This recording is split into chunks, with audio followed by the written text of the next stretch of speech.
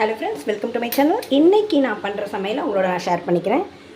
இதில் நான் என்ன போட்டிருக்கேன் அப்படின்னா, 1 ஸ்பூன் துவரம்பருப்பு, 1 ஸ்பூன் வர கொத்தமல்லி, மிளகு, ஜீரகம் கால் ஸ்பூன் போட்டிருக்கேன். என்னுடைய காரத்துக்கு தகுந்த மாதிரி 3 மிளகா. இதை ஒரு 10 நிமிஷம் ஊற வச்சுக்கோங்க. ஊற வச்சதை மிக்ஸி ஜாருக்கு மாற்றின்னு இருக்கேன். இது கூட நம்ம ஃபேவரைட் கட்டி பெருங்காயம், கொஞ்சமாக ஒரு திருவின தேங்காயாக இருந்தால் 1 ஸ்பூன் போட்டுக்கோங்க. தேங்காய் எதுக்கு, ரசத்துக்கு அப்படின்னு யோசிக்காதீங்க, போட்டு பாருங்கள், சூப்பராக இருக்கும். புளிப்புக்கு 2 தக்காளி. இதை நம்ம அரைச்சிக்கலாம். அடுப்பில் பாத்திரம் வச்சு கொஞ்சமாக புளி போட்டுக்கிறேன். உங்களுடைய புளிப்புக்கு தகுந்த மாதிரி நீங்கள் போட்டுக்கோங்க. தண்ணியை விட்டுண்டு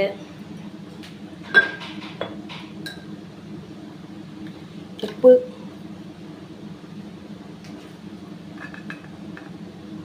மஞ்சப்பொடி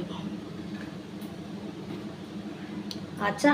இப்போது அரைச்சி கொண்டு வந்ததை இதில் மிக்ஸ் பண்ணிக்கலாம். அவ்வளோதாங்க, ரொம்ப ஈஸி. கொதிக்க வைக்க வேண்டியதான். இந்த இடத்துல உங்களுக்கு தேவைப்பட்டால் 2 பூண்டு பல்லையும் நசுக்கி போட்டுக்கோங்க. இது நல்லா கொதி வரட்டும். நான் பருப்பெல்லாம் இதில் சேர்க்கலை, ப்ளைன் ரசம் தான். பருப்பு, துவரம் பருப்பு போட்டு அதனுடைய தெளிவான தண்ணி இருந்தாலும் விட்டுக்கலாம். வெறும் ஜலம் விளாவறதுக்கு அதையும் விட்டுக்கலாம். ஹெல்தி தானே, எனக்கு இதுவே ஜாஸ்தி.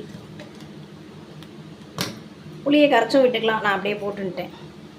இதுக்கு ஒரு தாளிப்பு, ஆயில், நெய் விட்டுண்டா அதை விட பெட்டராக இருக்கும்.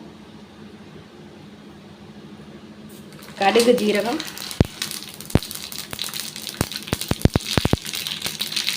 கருவேப்பிலை தூக்கி இது தலையில் கொட்ட வேண்டியதான்.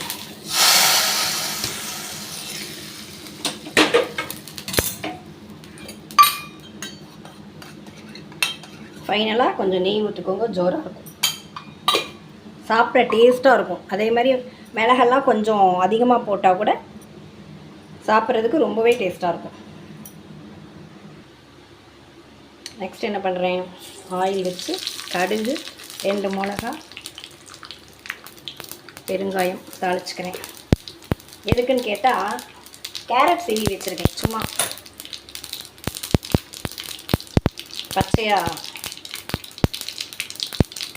பச்சை காய்கறிகள் முடிஞ்ச வரைக்கும் நம்ம டெய்லி எடுத்துக்கிறது ரொம்பவே நல்லது. கடுகு வெடிச்சாச்சு, அடுப்பு ஆஃப் பண்ணிக்கிறேன். இதுக்கு மேலே தேவையில்லை. இப்போ இந்த கேரட்டை பரட்டிக்கிறேன்.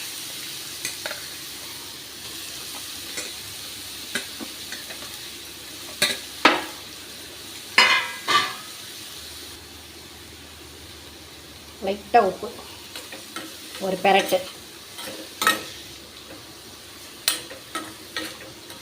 இந்த வானிலையில் இருக்கிற ஹீட்டில் ஒரு பெரட்டுனா போதும். ஏன்னா இது ஹீட் பண்ணணும் அப்படிங்கிற அவசியம் இல்லை. நம்ம பச்சை கேரட்டே சாப்பிடுவோம் இல்லையா.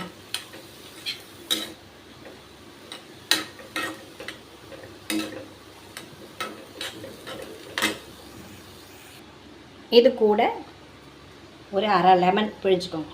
இந்த கேரட்டுக்கு 1/2 லெமன் போதும். இதை நீங்கள் டெய்லி எடுத்துக்கலாம், ரொம்பவே உடம்புக்கு நல்லது. கிட்ஸுக்கும் ரொம்பவே நல்லது, நீங்கள் கொடுக்கலாம். டேஸ்ட்டாக இருக்கும் சாப்பிட. ஓவர். இப்போ நம்ம இஞ்சி அரை வச்சு ஒரு ரெசிபி, தோலை சீவிக்கலாமா? இது கொஞ்சம் சுமாராக இருக்குது, இந்தளவு எடுத்துக்கிறேன். ஏன்னா வானிலையில் ஆயில் வச்சுட்டுருக்கேன். இஞ்சியை நல்லா கம்ப்ளீட்டாக தோல் சீவிட்டு கட் பண்ணி வச்சுட்டுருக்கேன். இதை நம்ம வதக்கிக்கணும்.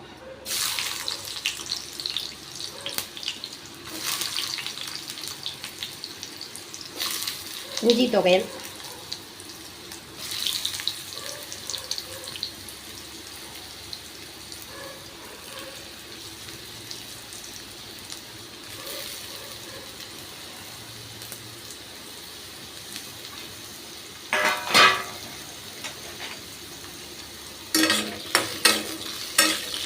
நல்லா வதக்கிக்கலாம்.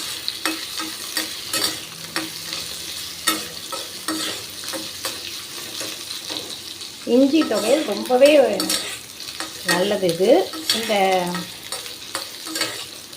இதை எப்போ அதிகமாக கிடைக்கும் அப்படின்னா பொங்கல் டைமில் சீப்பாக கிடைக்கும். நம்ம ரெகுலராகவே காய் வாங்கும்போது இஞ்சி கொஞ்சம் வாங்கி இந்த மாதிரி யூஸ் பண்ணிக்கிறது நல்லது. ஜீரணத்துக்கு நல்லது, நோய் எதிர்ப்பு சக்தியை கூட்டும். இந்த மாதிரி ஜலதோஷம்லாம் பிடிக்கும்போது நம்ம இதை யூஸ் பண்ணிக்கலாம். எல்லா சமையல் உப்புமா இதெல்லாம் பண்ணும்போது கொஞ்சம் கொஞ்சம் இஞ்சியை கட் பண்ணி அதோட சேர்த்துக்கிறது நல்லது. ஜீரணத்துக்கு ரொம்பவே நல்லது. மாதிரி பித்தம் மயக்கம் இதெல்லாம் கூட இஞ்சி கஷாயம் மாதிரி பண்ணி குடிக்கலாம். டெய்லியே வெந்நீரில் இஞ்சியை தட்டி போட்டு குடித்தா கெட்ட கொலஸ்ட்ராலை குறைச்சிடும். இவ்வளோ நல்லது இதில் இருக்குது.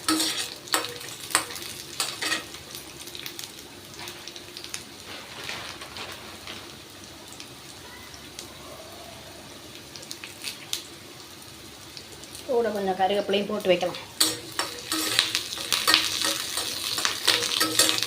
பச்சையாக இல்லாமல் ஓரளவு வதக்கிக்கலாம். அவ்வளோதான். இந்த அளவுக்கு ஓரளவு நல்லாவே வதக்கிக்கணும். பச்சையாக இருக்கக்கூடாது.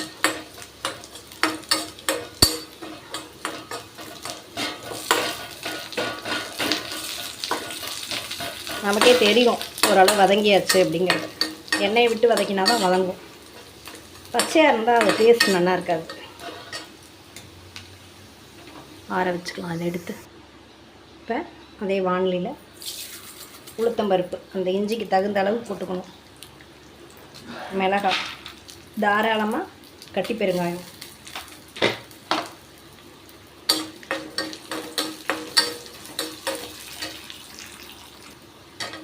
புளி செவக்கிற வரைக்கும் இதை வறுத்துக்கணும்.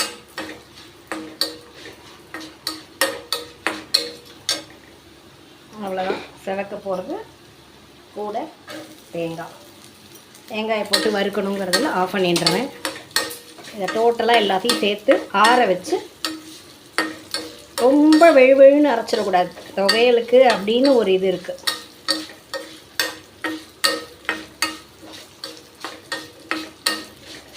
இந்த மாதிரி அரைச்சாதான் டேஸ்ட் இருக்கும்.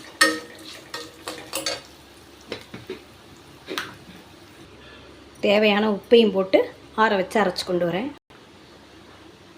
கொஞ்சமாக வெல்லம் போட்டுக்கோங்க. இந்த எக்ஸஸ் காரத்தை இது எடுத்துரும். கொஞ்சமாக வடாம்பு வச்சிடலாமா?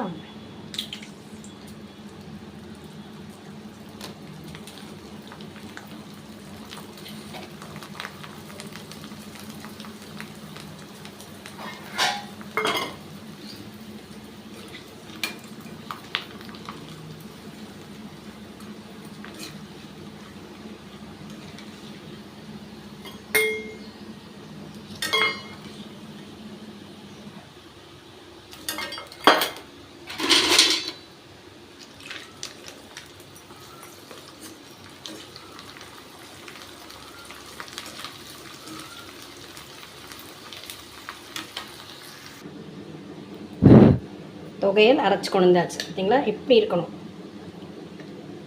தொட்டால் திரித்திரியாக இருக்கணும், நைஸாக இருக்கக்கூடாது.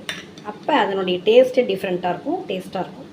அவ்வளோதான். பசியும் வந்தாச்சு. நம்ம சமைக்கும் போதே பசி வந்துடுது அப்படின்னாலே அதில் ருசி இருக்குன்னு அர்த்தம். சாதம் அடுப்பில் வச்சாச்சு, விசில் வரட்டும். அது வரைக்கும் கூட பொறுமை இல்லை, ரொம்ப பசிக்கிறது. அவ்வளோதாங்க உஷா சமையல் இன்றைக்கி. அவ்வளோதான். தேங்க்யூ வாட்சிங். Thank you friends.